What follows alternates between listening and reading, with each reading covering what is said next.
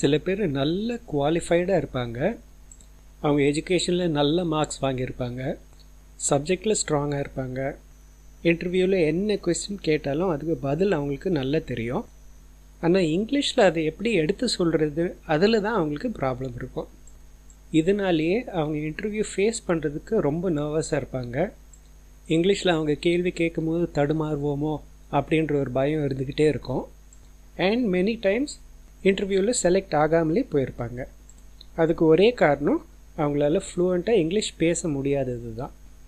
நீங்கள் இந்த மாதிரி ஒரு சிச்சுவேஷன் ஃபேஸ் பண்ணிகிட்டு இருந்தீங்கன்னா உங்களுக்காகவே ஒரு வீடியோ தயாரிச்சிருக்கோம்.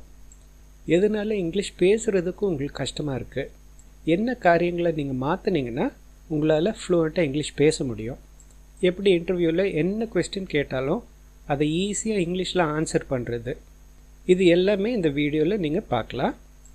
அந்த வீடியோடைய லிங்க் வந்து டிஸ்கிரிப்ஷனில் இருக்கும். அண்ட் எந்த டிவைஸில் இந்த வீடியோ நீங்கள் பார்த்துட்டுருக்கீங்கன்றது பொறுத்து இந்த வீடியோ மேலேயோ இல்லைன்னா வீடியோ பக்கத்துலேயோ அந்த லிங்க்கும் நீங்கள் பார்க்கலாம்.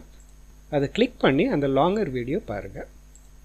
அந்த வீடியோ நீங்கள் பார்த்தீங்கன்னா நீங்கள் என்ன தப்பு பண்ணுறதுனால உங்களால் இங்கிலீஷ் பேச முடிகிறதில்ல, அந்த தப்பை எப்படி நிவர்த்தி பண்ணுறது, நிவர்த்தி பண்ணிட்டா அதை எவ்வளோ ஈஸியாக உங்களால் இங்கிலீஷ் பேச முடியும், அதை நீங்கள் அந்த வீடியோவில் கற்றுப்பீங்க.